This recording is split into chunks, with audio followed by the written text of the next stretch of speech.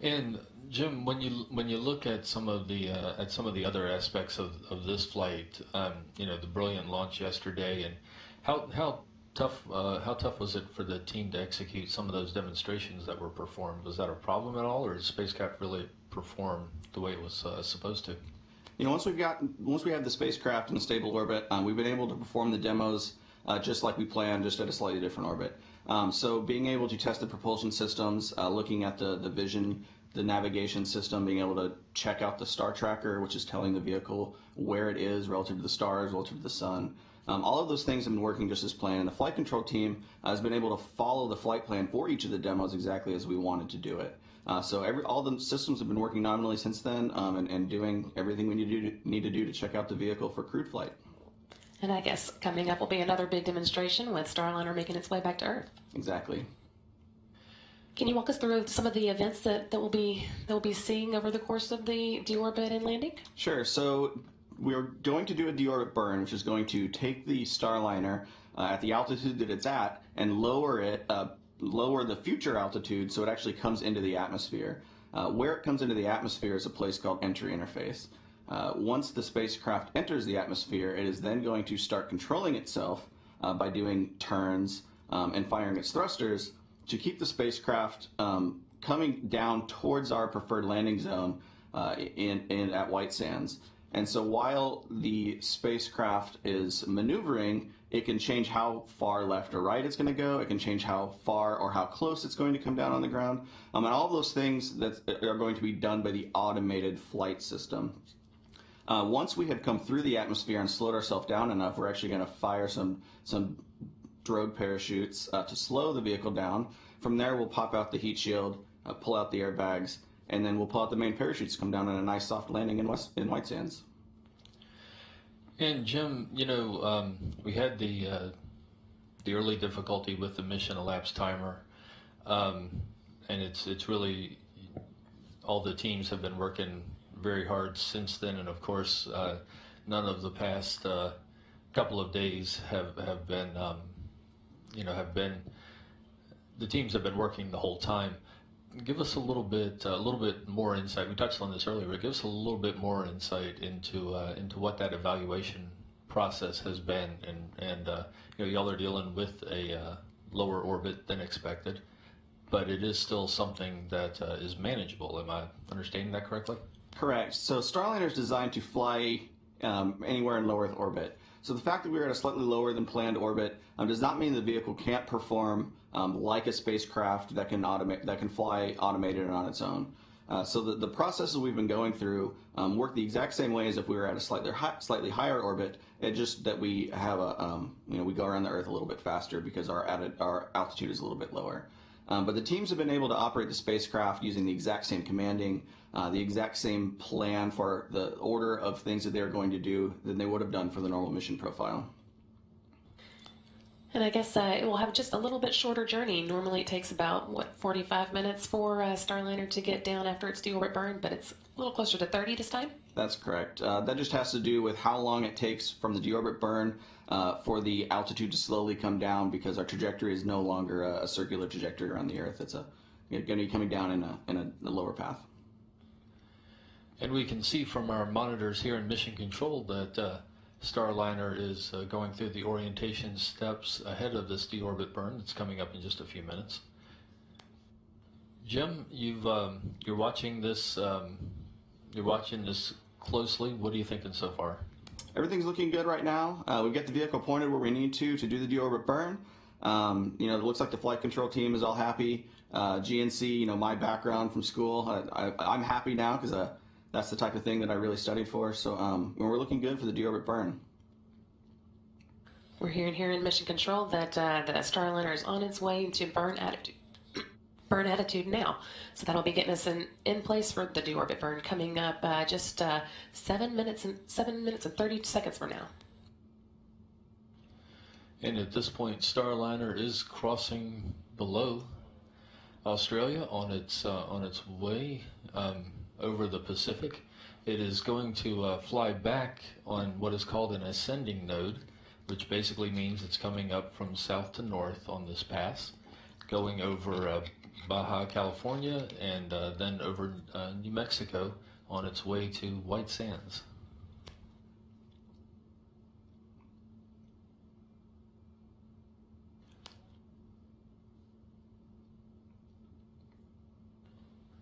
Part of the team here, of course, that's been working throughout this mission, the flight directors, they each have their own teams, and the on-orbit team is led by Bob Dempsey. Bob Dempsey is an astronomer at first, and is a veteran flight controller for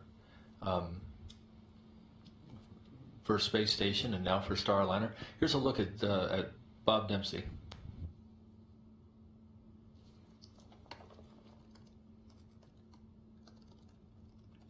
That NASA was doing, space shuttle, probes around Jupiter, stuff like that. But when I came here and became a flight director, I realized it's not the technology, it's the people. My call sign, and therefore my team name, is Galileo Flight. That's an homage to the fact that I'm by training an astronomer, so I had that heritage coming in here, always interested in exploring. When the chief of the flight director's office called me, I was very surprised. Of course, I applied and hoped to be selected, but I really thought the odds were pretty limited because it's a small contingent of people. In fact, there's been less flight directors than astronauts in the history of NASA.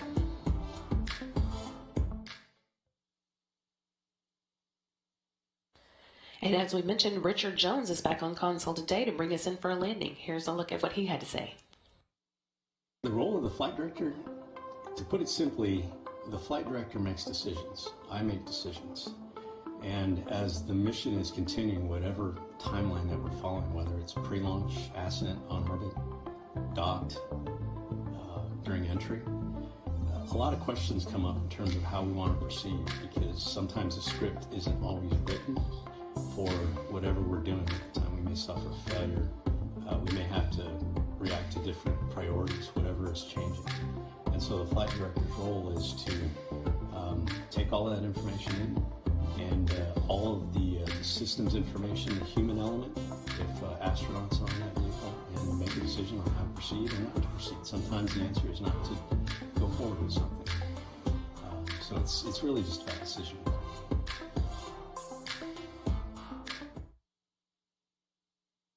The other members of our star team of flight directors are Ed Van Siest, who was covering the what we call the third shift, and also Mike Lammers, who is sitting with Richard Jones today. He's been kind of the weather flight director for both launch and landing.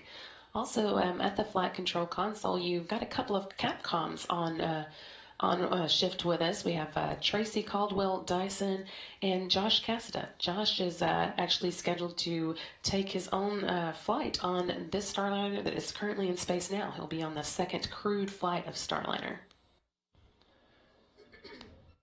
Each of those teams spent about 9 hours in mission control at a time, with 1 hour on either end of the shift devoted to handover for the oncoming team.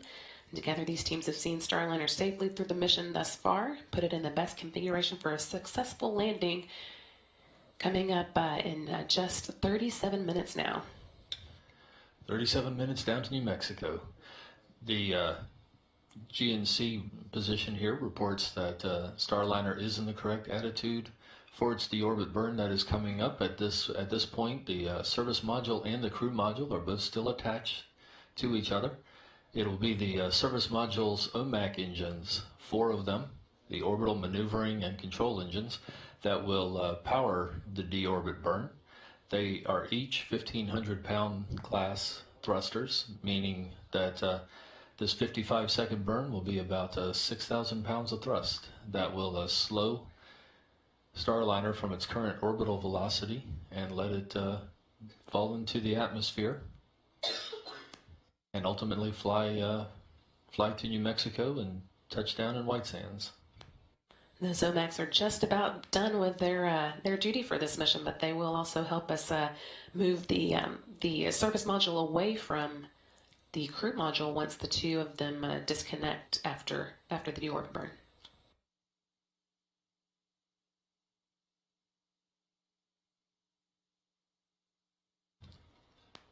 That Burn's coming up in just a little over 2 minutes now. Everything still looking good here in the room. Everyone quiet, working through their last steps to get ready for it. And after the deorbit burn, we'll be looking at a what is called entry interface, which is basically the point at which the hottest part of atmospheric reentry begins. This is the point when Starliner's heat shield will face its biggest test. It's going to get up to 3,000 degrees, and the plasma will form around the spacecraft. The heat shield is going to provide a barrier to that. It's an ablative heat shield of Boeing's design, and that's going to protect Starliner and all of its systems. That's a lot to protect it from. 3,000 degrees is almost 1,000 degrees hotter than lava, so it's got quite a job ahead of it, and all that takes place about 75 miles above Earth. So we are about 1 minute 13 seconds away from the deorbit burn here. Watching, this will be Starliner's 33rd orbit of the Earth that this return is happening on.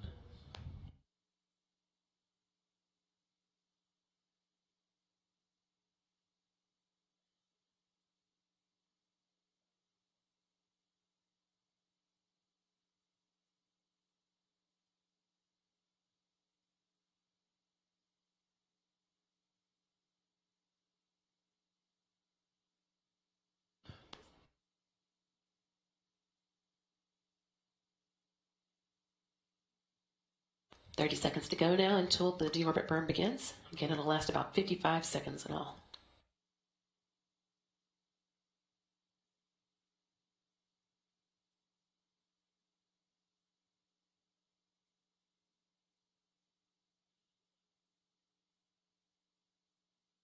Ten seconds to deorbit burn. 8, 7, 6, 5, 4, 3, 2, 1.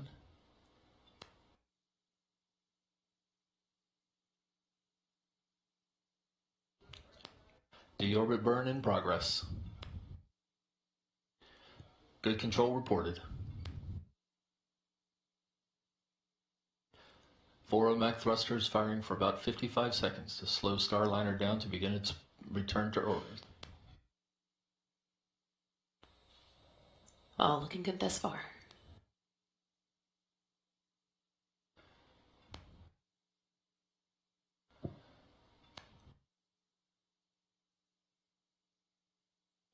"40 seconds in, about 15 more to go.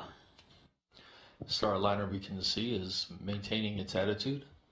OMAC thrusters are firing. Smaller RCS thrusters are keeping the spacecraft in its position.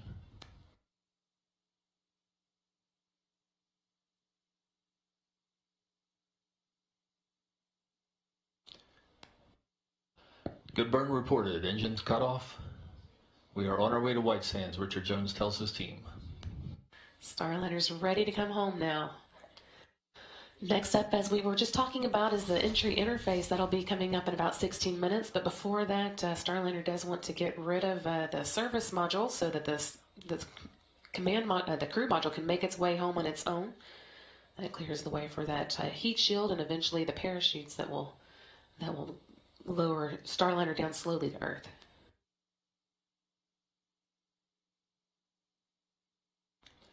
So Starliner is on a path coming home now. Its speed is dropping, and we will soon be jettisoning the service module as noted, but we are definitely on the way home to White Sands. Moving into attitude to get rid of the service module now.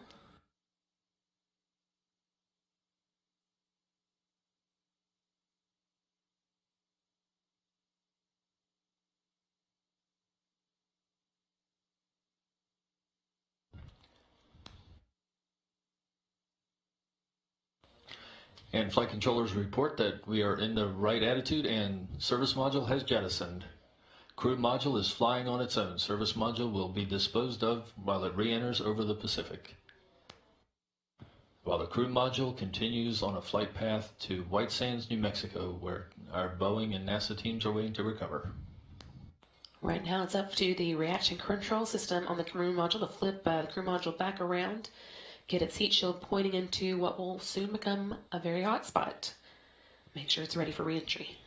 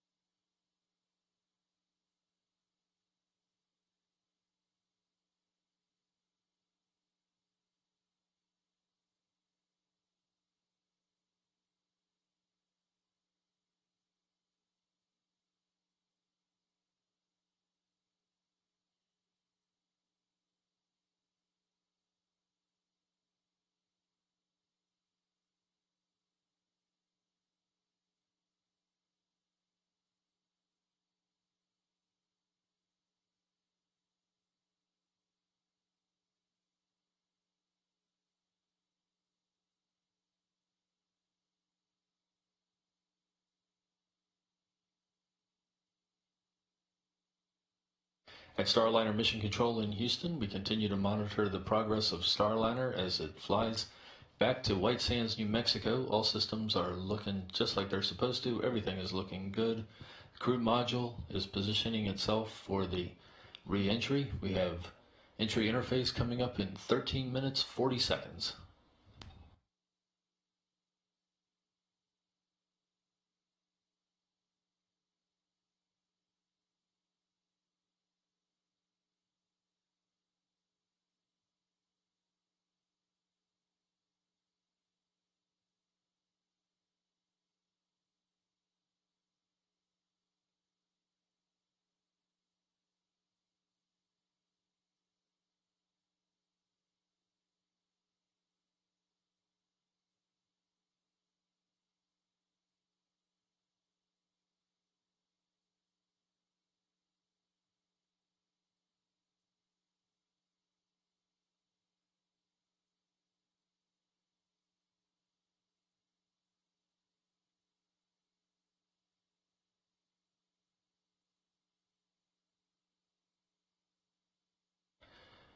And another Starliner engineer joining us this morning is Tori Wills Pedrati.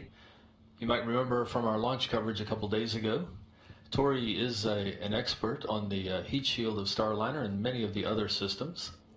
Tori, what are you thinking? What are you thinking right now as we proceed towards this reentry with Starliner in a good attitude and heading over the Pacific on the way to White Sands?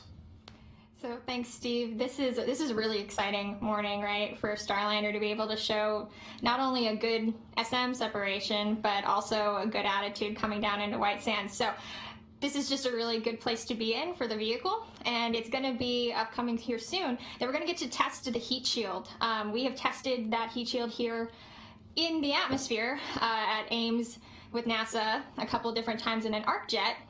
Which is really cool and as close as we can get to those really hot atmospheric temperatures on Earth, but there's nothing like a flight test to prove the safety and reliability of something as important as the heat shield.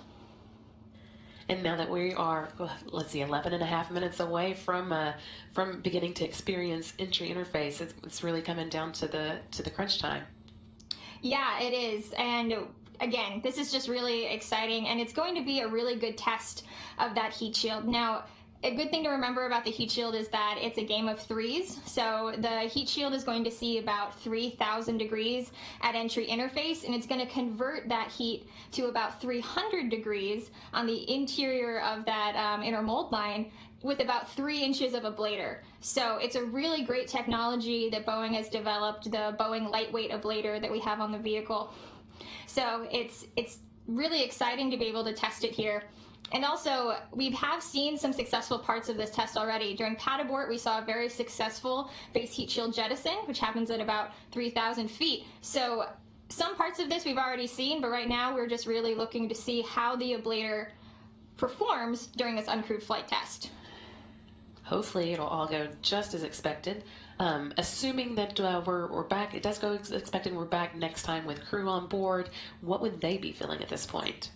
So at this point, from a thermal perspective, they would not be feeling anything different than what they would feel during the rest of the trip. The interior of the vehicle is around 70 to 75 degrees and is very comfortable for the crew. It's all in the exterior of the vehicle that you would see those really high heat waves, those heat loads. They would be seeing a very cool light show outside of their window right now as some of that thermal effects start to take place and you start to see the aero heating sphere occur around the vehicle.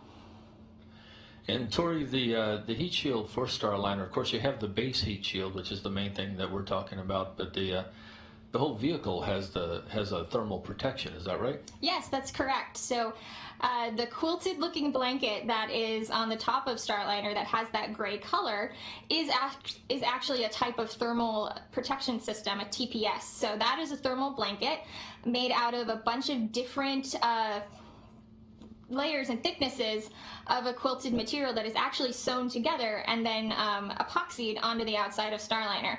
And while that part of the vehicle will not see the high heat that the base heat shield will, that gray color and the density of that TPS still protects the vehicle, not only from the high heat of reentry, but also from the really cold temperatures when we're on orbit. So both of those are important when we think about thermal protection systems. Outstanding point, Tori. At Starliner Mission Control, we are 8 minutes 50 seconds away from entry interface, which is the point at which Starliner starts to encounter the hottest parts of re-entry. Starliner is in its current is in the proper attitude currently. Its base heat shield pointed in its direction of travel. Tori, entry interface. It's something you've been looking at for a long time, and now we're coming up to it. Yes, so when we did analysis on the heat shield and when we were designing and, testing it, entry interface is really when we would start caring about the thermal loads the heat shield would see. Before that, the heat shield is protected by the SM because we don't want it to be affected by any micrometeor debris or anything like that. So having the SM cover the heat shield is really important until we're ready to use it, because we want it to be at the exact thickness that we analyze to, so it's able to perform its job to the best of its ability. Can you give us an idea of how precisely that analysis goes? Yes, so each area of the heat shield is actually lofted.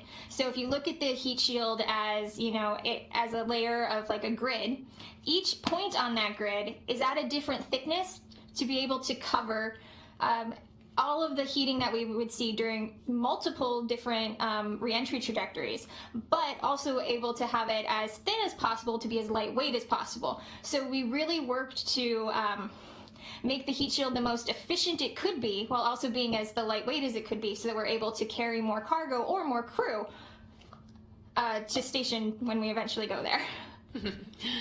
Well, how long after entry interface would you say that the heat shield has kind of done its job? When will you sigh with relief?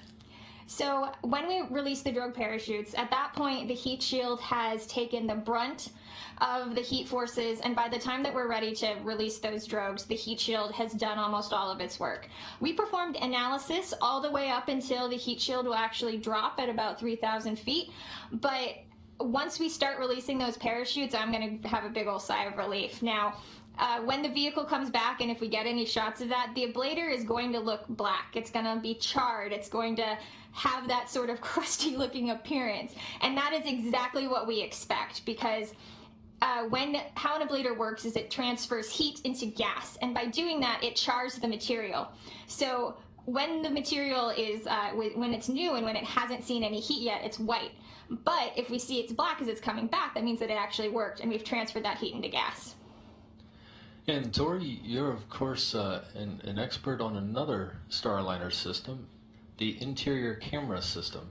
We of course have had a lot of interest on that, but as we understand it, we think we'll be able to have those interior views of Rosie in the commander's seat throughout from this mission. Yes, that's correct, Steve. So the interior system for the camera, for OFT, it's recorded, it was supposed to record the entire flight. We definitely got all of the uphill. And then when we got into our orbit and we were stationary, we did have to do some powering down. So the camera system was powered down for a short amount of time, but then it came back on and we powered it back on as we started to do re-entry. So we'll be able to see Rosie and Snoopy, not only on the uphill ride and as we orbit a little bit, but also during this re-entry. So that's going to be really valuable engineering data for the teams to be able to see how Rosie is affected, as well as using her sensor data. But also it's going to be great to be able to show the American public what sort of ride they expect. We have 4 cameras in the vehicle, and one of those is actually pointed out the window, so you're going to see some really cool hopefully views of the Earth, and then that heat that we expect around the heat shield during re-entry. So excited to get that off the vehicle when it gets home. It's an exciting time. We did have a Starliner Performance deorbit burn at 6:23 a.m. Central today, putting it on its journey back towards a landing in New Mexico, just 20 minutes away from now. We'll be coming up on that entry interface that we've been talking about in about 4.5 minutes, but we'll keep talking with Tori for a little longer.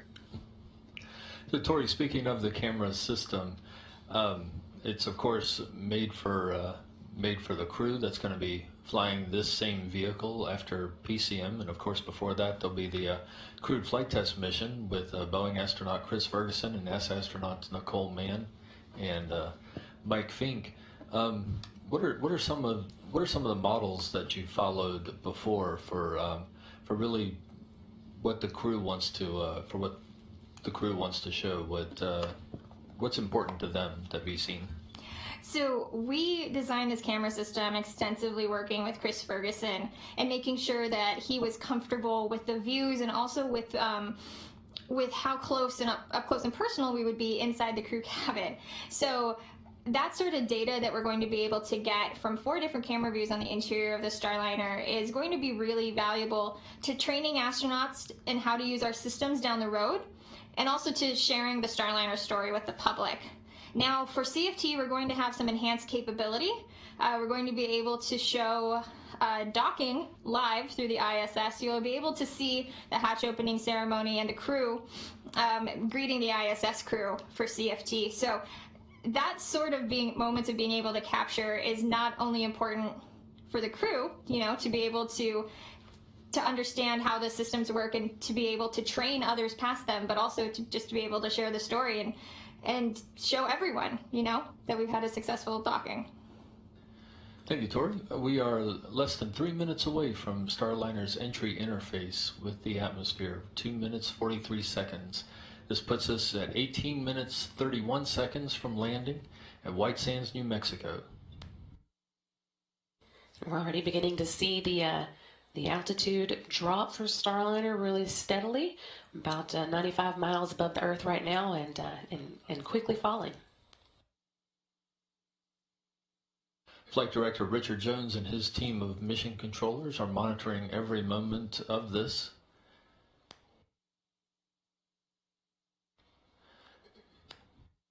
Currently, Starliner reports 147,000 feet. Moving under the Mach 25 orbital velocity, currently 24.6 Mach.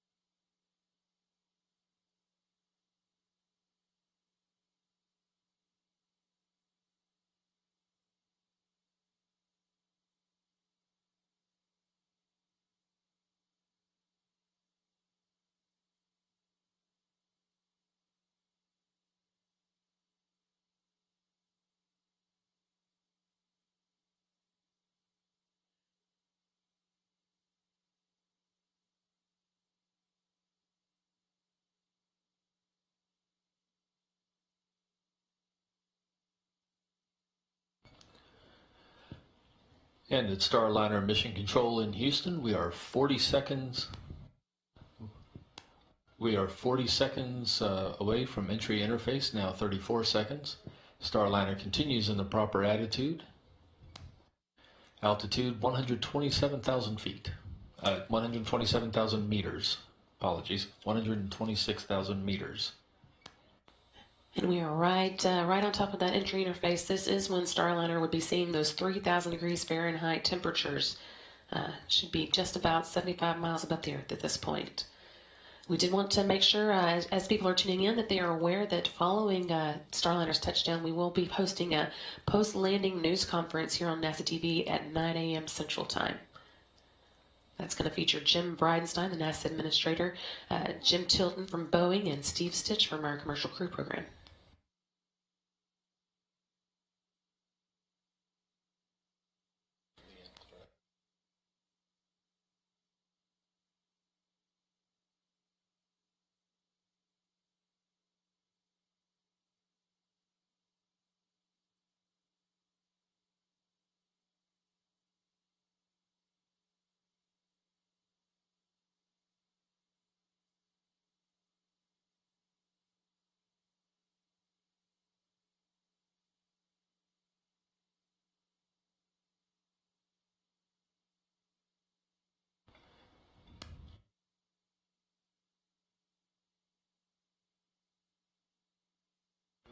And Starliner is a minute into entry interface into that phase of maximum heating during this re-entry back over the Pacific.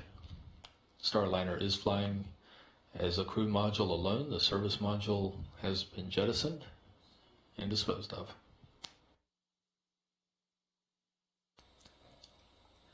Altitude 104,000 meters.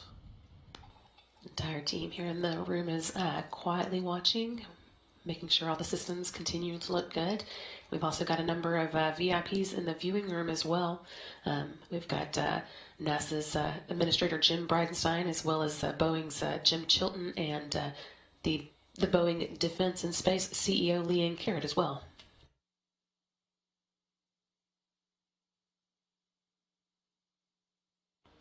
And we are seeing now on the landing track here in Mission Control as Starliner moves over the Pacific.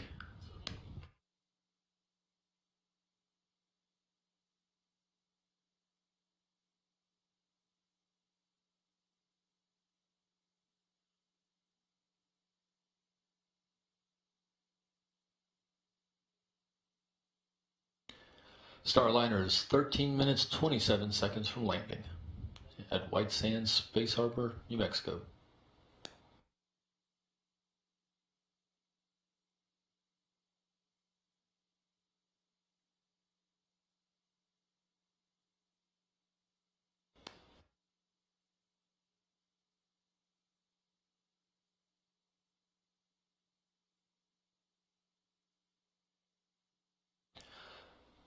Starliner is entering the expected blackout region when the plasma forms over the spacecraft and the antennas cannot adequately communicate with the overhead satellites. Currently 51 miles above the Earth, still heading in, making its way through that entry interface, about 3 minutes into it at this point. The next milestone we'll be looking for is the forward heat shield jettison. That should be coming up in less than 10 minutes now. Controllers report good attitude, good roll to the to position it needs to be in.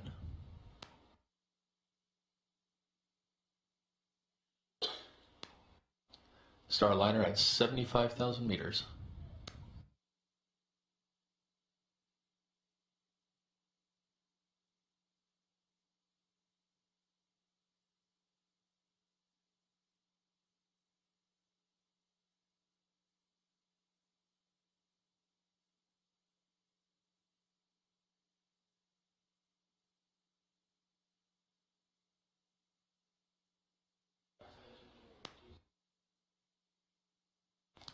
Starliner moving through Earth's atmosphere, going through the entry phase.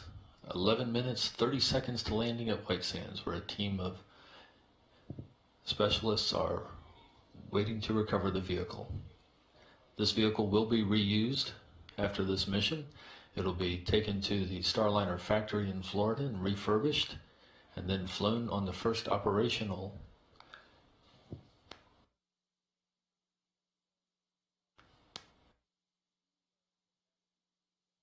It'll be flown, slated for the first operational mission.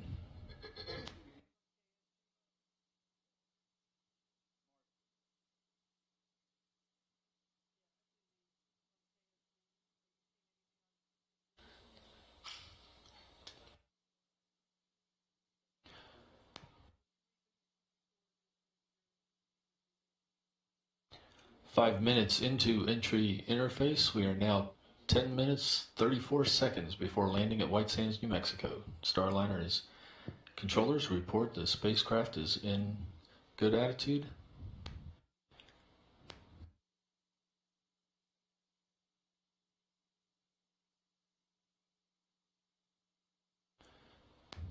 About 5 minutes away from when we expect that forward heat shield jettison.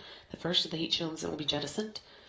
In the meantime, we've got 10 minutes until landing, and the Starliner will be heading in the next few minutes over the Baja Peninsula, part of Mexico, and then into New Mexico in the White Sands Space Harbor.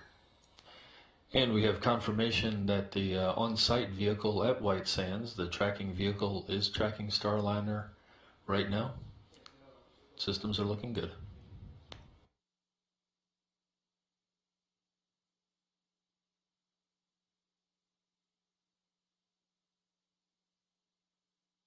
Nine minutes, 30 seconds to landing.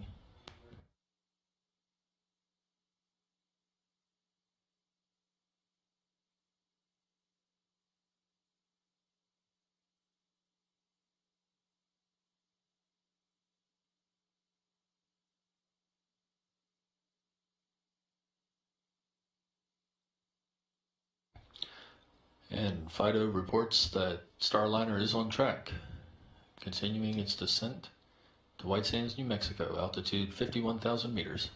That's about 32 miles above Mexico at the moment.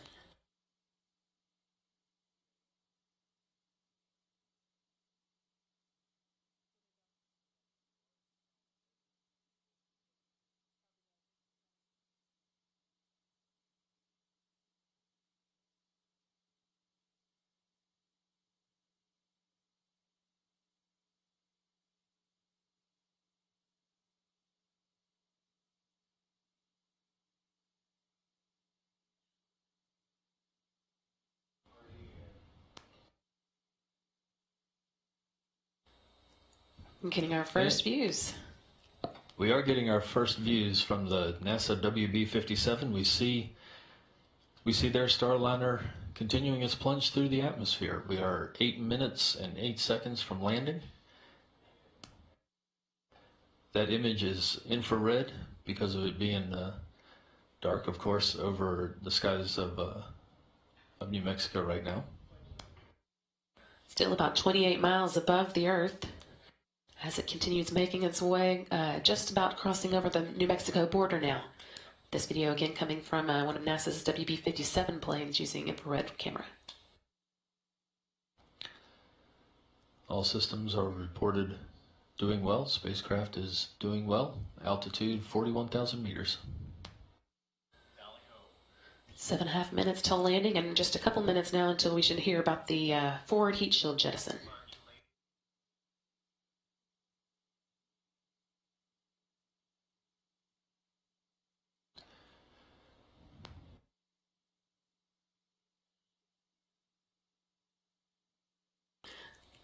Great view here. Can't see much since it's dark, but it's good to know that Starliner is on its way home, and this is actually a little better than I was hoping, considering that it's in the middle of the night in New Mexico. Very good to see this. Very good to see this. Everything is looking, that image is exactly what we expect. The thermal protection system on Starliner, of course, protecting the spacecraft from the heat of entry. Slowing speed down, now Mach 3.5. Of course, orbital velocity is Mach 25, so that gives you an idea of the velocity change. Now 17 miles above New Mexico.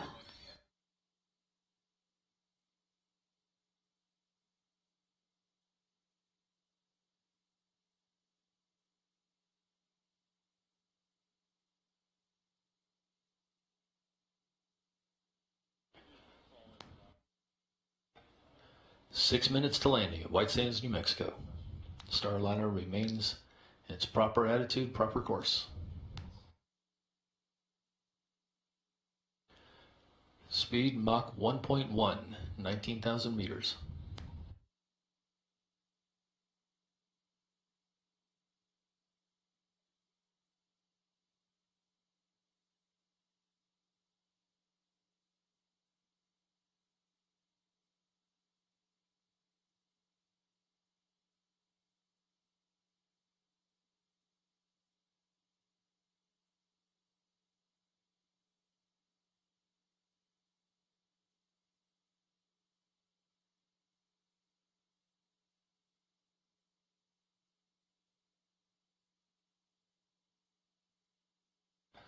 Landing recovery team has visual on Starliner as it comes down.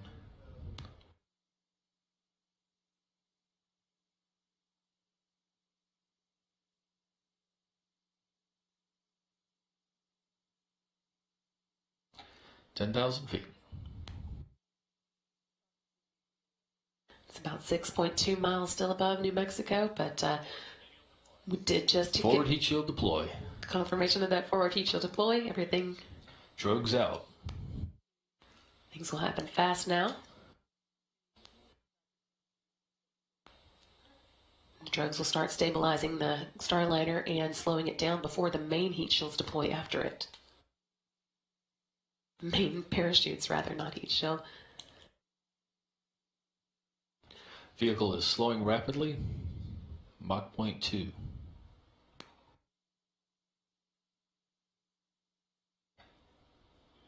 And landing site reports the sonic booms as Starliner came over.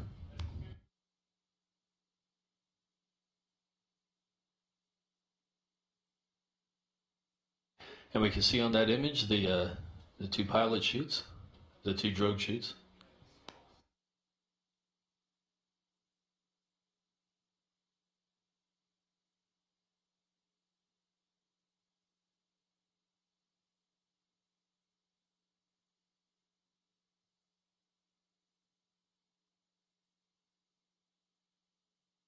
Three minutes, 30 seconds from landing. Mains deployed.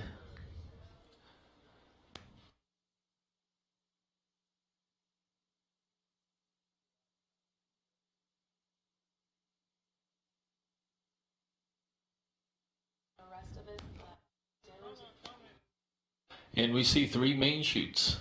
Three main chutes. Billowing up, we have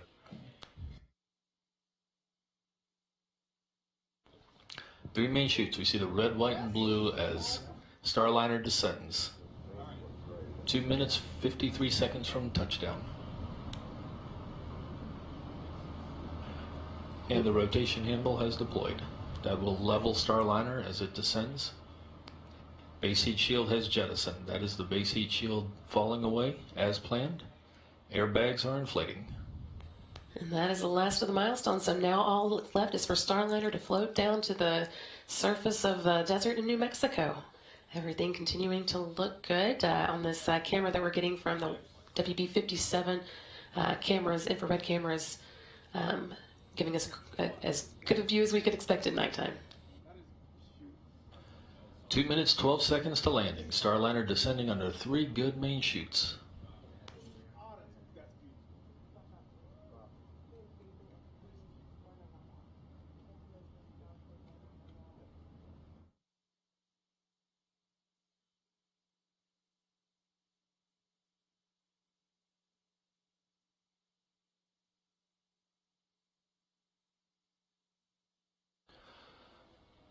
All six airbags are confirmed to have deployed, and they are fully inflated as Starliner descends to the desert down in White Sands. Just about 800 meters left to go. It's less than half a mile. Great imagery there of it descending.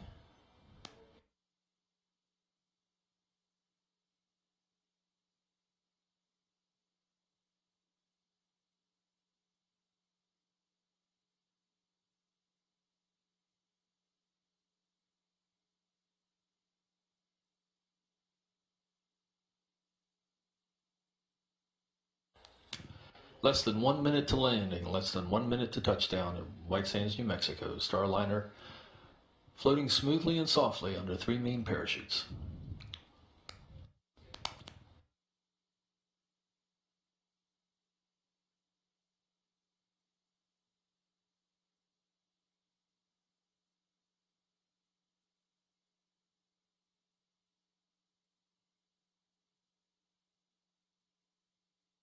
Just 300 meters left to go. That's 984 feet. Very close now. 20 seconds. 20 seconds to landing the first Starliner flight test vehicle.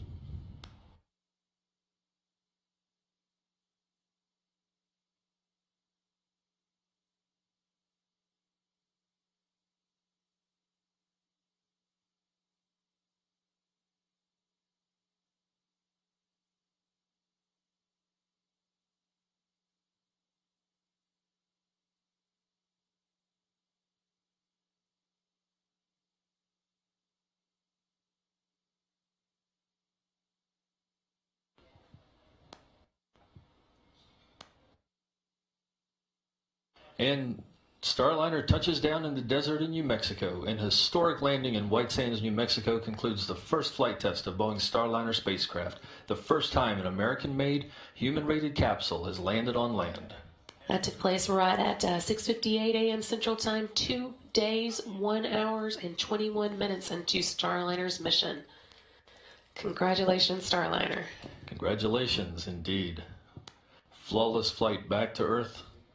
Good landing this morning. Now the spotlight's going to shift a little bit to the landing recovery team waiting for it out there in New Mexico. They have to wait for clearance before they start heading over to the vehicle, but Starliner has touched down at White Sands successfully this morning. Main chutes are jettisoned. That'll keep those chutes from pulling Starliner away as the landing recovery team is looking to make their way toward it.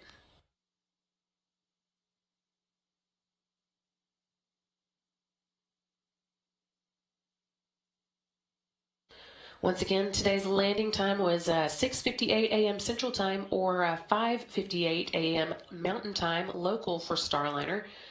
That again was 2 days, 1 hour, and 21 minutes into Starliner's historic orbital flight test. And Starliner systems have switched to ground mode. Right now, that means the vehicle is taking the steps it needs. Mission Control remains in command of the vehicle. We will soon see the landing recovery team head out. And we're going now to Boeing's Josh Barrett out with the landing recovery team. Josh, it was a beautiful landing from here. I can only imagine how it is from there. Steve, it was a beautiful landing from here. We had a spotlight on the ground. We could actually see some of those ordnance fires up in the upper atmosphere when that forward heat shield was deploying. We could see the strobing light on the vehicle all the way down, and then when those parachutes deployed in the spotlight, it looked almost ghostly as it drifted down and touched down at 5:58 here. As you can see, we are moving in the convoy right now. We've got our H2, which is actually the connection that I'm talking to you guys back from right now, right in front of us. Our recovery operations leader, we call him Roll. He's in contact with the recovery operations coordinator. That's rock and roll for you. They are leading us out to the crew module. I can actually see it strobing out in the distance on the horizon. We have the GPS coordinates locked in. That strobe is still going on, so we're just going to follow that all the way into the crew module. And then once again, Gold Team will be the first to approach the vehicle. We heard the radio call that there's no hazardous conditions for the LRT, that's the landing and recovery team. But we still want to make sure that everything is safe before the teams get around the vehicle. So again, Gold Team is going to approach the vehicle, sniff out, make sure there's no residual hydrazine on the outside or there's no propellant leaks. Silver Team is going to go in and discharge the vehicle, and then Green Team is going to go in and start getting that environmental closure around the vehicle and get some ground heating to it because it's so cold. We want to make sure those propellant lines don't freeze. And then the red team moves in, gets access to the hatch, and then I think we'll probably wrap up this broadcast right around hatch closer. When there's crew members in there, obviously we'll stick around until everybody's out, but you know, today getting that hatch open and getting access to the interior is really the final big milestone for the landing and recovery team.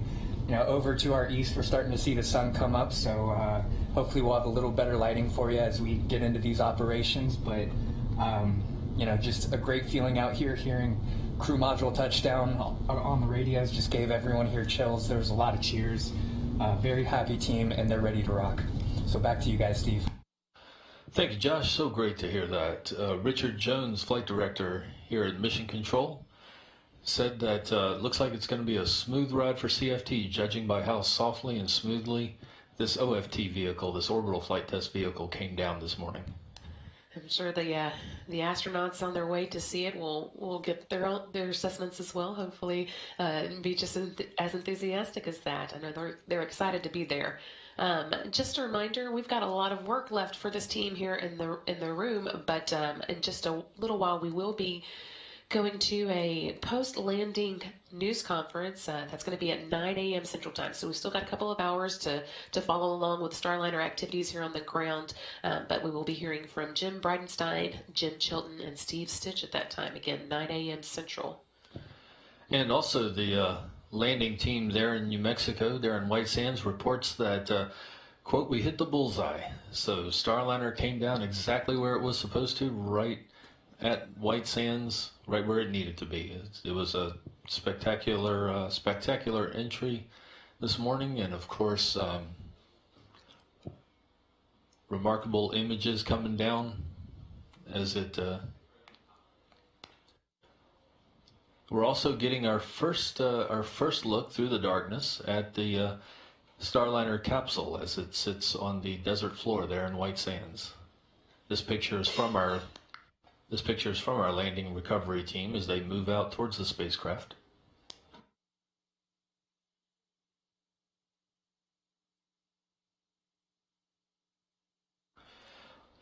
And you heard a little bit earlier from two of our Starliner engineers, Jim May and Tori Wills Pedrati. They are standing by in the studio. Jim and Tori, it looked great from here. New Mexico reports it looked good. I can only imagine the feelings that y'all have experienced this morning.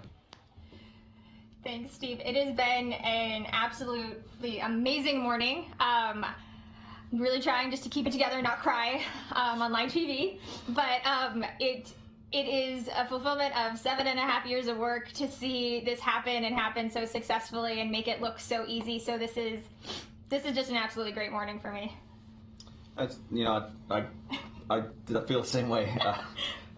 We've been training. It's not just us as engineers, but we've put a lot of work into training all of the flight crew and the mission controllers as well. So being able to get them ready for this flight and have them control the vehicle, command the vehicle to come down safely in the desert means good things looking forward for our future crewed missions as well. Yeah, and Jim, it's such a great synergy between not only the technical systems, right, but also our people systems. We have such great people on console, we've had such great people out in the desert, and then we also have a really great technical vehicle. So like seeing all of these things happen together is because of the team that really made this happen. So it's just excellent to see. Exactly, the team effort's great. And for those just joining us, about 8 minutes ago, Starliner touched down on the sands of White Sands, New Mexico at 6:58 a.m. Central Time, 5:58 a.m. local Mountain Time out at White Sands.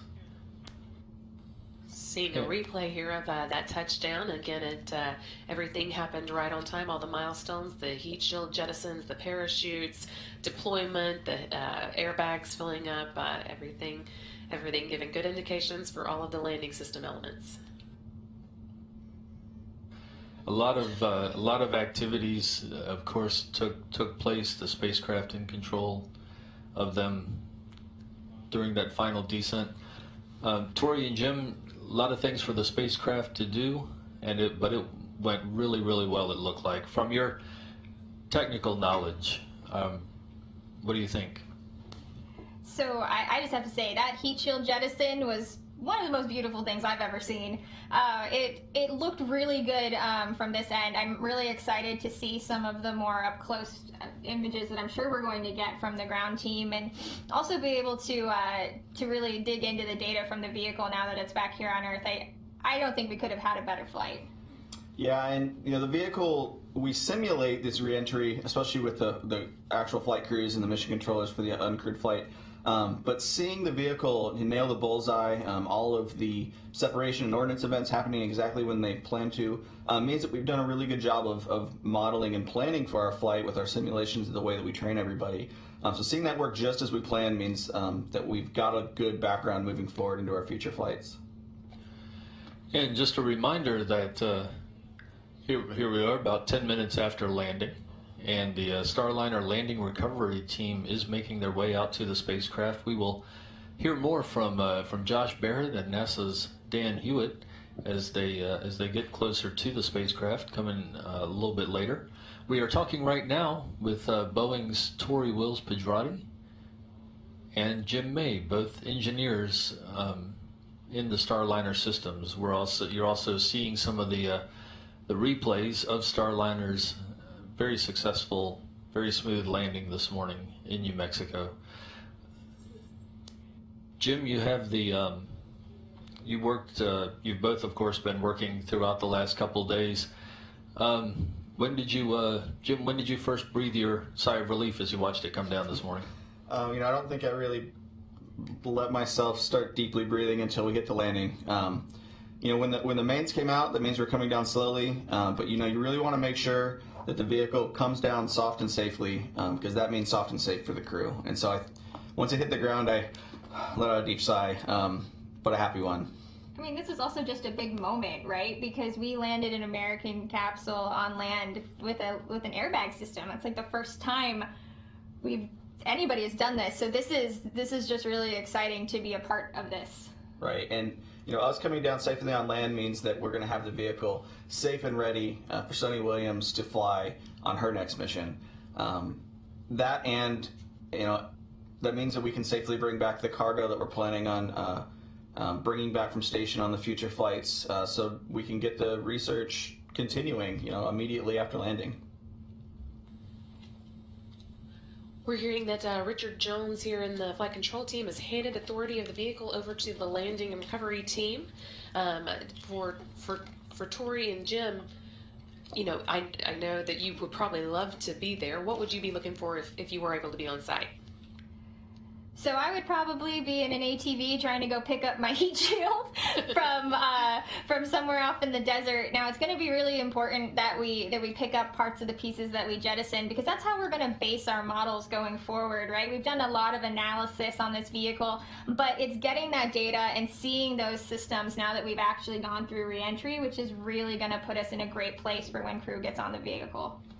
And I've been working on the training systems and the simulations that we use to train everybody. So specifically, I'm looking to get some of the flight data recorder data and the data that Rosie the Rocketeer has, so we can take what we've learned from exactly how the vehicle flied and turn that back into a better training product for the future.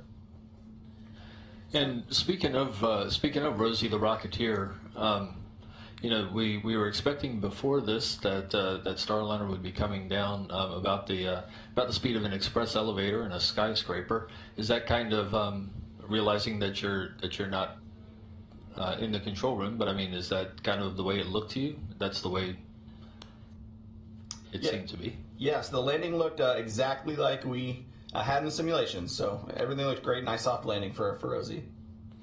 Can't wait to see that data, I'm sure. Looks like we're starting to get some clearer pictures out at the landing site as the teams move in. Again, we've just landed in New Mexico about 13 minutes ago, 6:58 a.m. Central. For those who might just be joining, you missed a lot of the good stuff, but we still got a little bit to show you. And one of their first tasks will be to put an environmental enclosure around Starliner. We can see the images there. That's the infrared views of the landing recovery team convoy of vehicles heading out to meet Starliner.